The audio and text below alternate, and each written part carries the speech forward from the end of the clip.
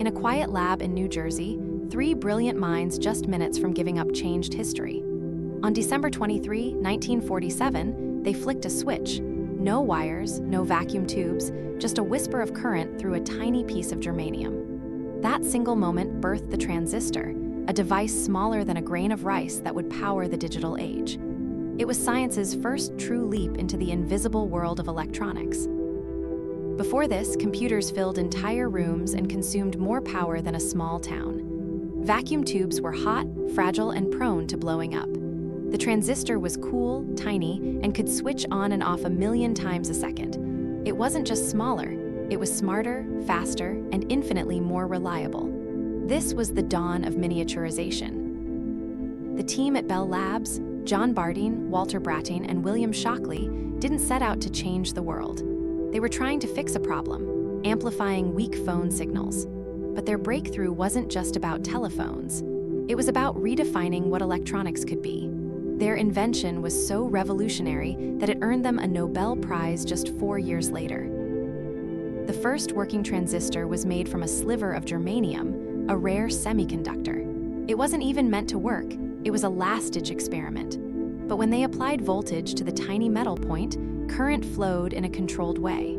That simple act proved that solid-state electronics could replace bulky, unreliable tubes. It was like discovering fire in a world of candles. The press didn't get it at first. One headline read, "Transistor, just a lab toy." But within a decade, it was everywhere. From hearing aids to radios, from calculators to satellites, the transistor became the heartbeat of modern life.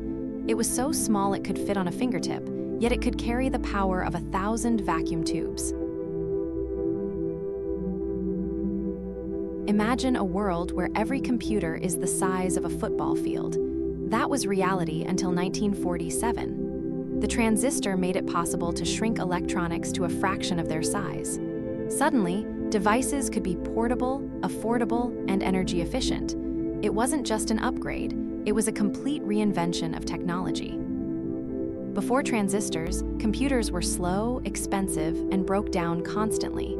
With transistors, they became faster, cheaper, and more reliable. The first transistor-based computer, the IBM 608, was 100 times smaller than its vacuum tube predecessor.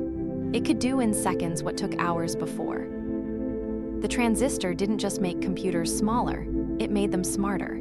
With millions of transistors packed onto a single chip, devices could process information at unprecedented speeds. This paved the way for the internet, smartphones, and artificial intelligence. Without transistors, none of today's digital wonders would exist. Surprisingly, the first transistors were incredibly inefficient. They used more power than modern chips for the same job, but the real miracle was scalability. Unlike vacuum tubes, transistors could be mass-produced with near-perfect consistency. This made them ideal for mass-market electronics. Today, a single smartphone contains over 10 billion transistors. That's more than the population of Earth. Each one is smaller than a virus. The scale of progress is mind-boggling. What began as a lab experiment in 1947 now powers every digital device we use, every second of every day. Behind the scenes, there was no celebration, just a bitter rivalry. William Shockley, the team leader, hoarded credit. He pushed Bardeen and Brattain aside, claiming sole authorship. The fallout was so toxic that Bardeen left Bell Labs and Brattain never spoke to Shockley again. Genius doesn't always mean greatness. Shockley's ego nearly killed the invention. He tried to patent every variation, blocking progress. But his own company, Shockley Semiconductor, failed spectacularly, becoming known as the Valley of Death for its high employee turnover. His arrogance cost him everything. Ironically, the two men who were pushed out, Bardeen and Brattain, went on to win Nobel Prizes. Bardeen later won a second Nobel for superconductivity. The man who stole the spotlight ended up forgotten. History remembers the quiet contributors, not the loud ones. The transistor wasn't just a tech breakthrough, it was a cultural shift. It taught the world that innovation doesn't need size. That brilliance can hide in a speck of metal. It inspired a generation of engineers to think small, dream big, and build the future in tiny, invisible ways. Today, we take transistors for granted, but every time you stream a video, send a text, or open a map, you're using the legacy of that tiny germanium sliver. It's not just a component, it's the foundation of civilization as we know it. And it all started with a single, silent spark in a quiet lab. The transistor wasn't just a better switch, it was a new kind of logic. It could represent zeros and ones, the language of all digital systems. This made it the building block of all modern computing. Without it, no binary code, no software, no internet. The transistor turned electricity into information. The first transistor could only handle low power, but engineers soon discovered how to layer them. This led to integrated circuits, chips with thousands of transistors on a single piece of silicon. The rest is history.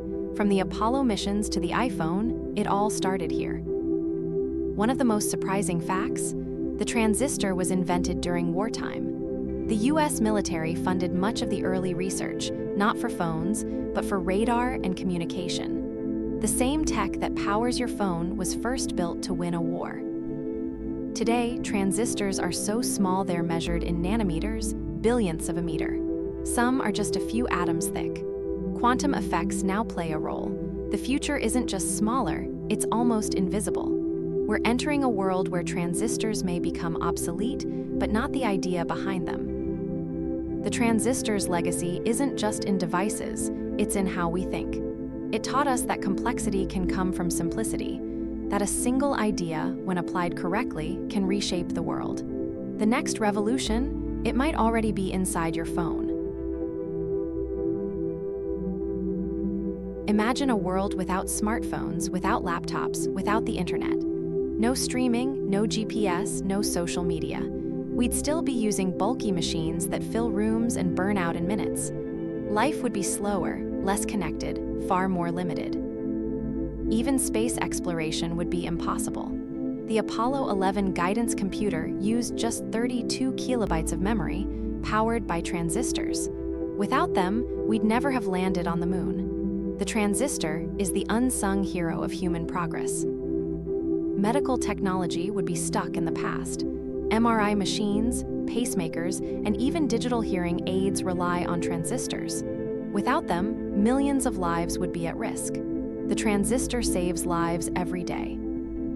Even music would be different. No digital audio, no streaming, no synthesizers. We'd still be stuck with vinyl records and analog radios. The entire entertainment industry is built on transistor-powered electronics. The truth is, we don't just live in a digital world, we are digital. The transistor made that possible. It's not just a component, it's the spark that lit the fire of modern civilization. And it all began with a tiny, unassuming metal dot. Today, transistors are shrinking faster than ever. We're approaching the physical limits of silicon. But scientists are already working on alternatives: graphene, quantum dots, even DNA-based computing. The future isn't just small, it's revolutionary. In the next decade, we may see transistors that use light instead of electricity, optical computing. These could be thousands of times faster. The transistor may evolve into something entirely new, but its core idea remains: control the flow of information. Even now, transistors are being used in brain-computer interfaces. Researchers are implanting them to help paralyzed patients move prosthetics with thought.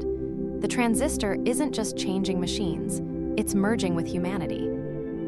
The transistor's journey from a lab curiosity to a global force is one of the greatest stories in science. It reminds us that breakthroughs often come from the smallest places. The future isn't just coming, it's already here, in a grain of rice-sized miracle. So next time you use your phone, pause. Think about that tiny metal dot born in a quiet lab in 1947. It didn't just change technology, it changed everything. And it all started with a single, silent spark.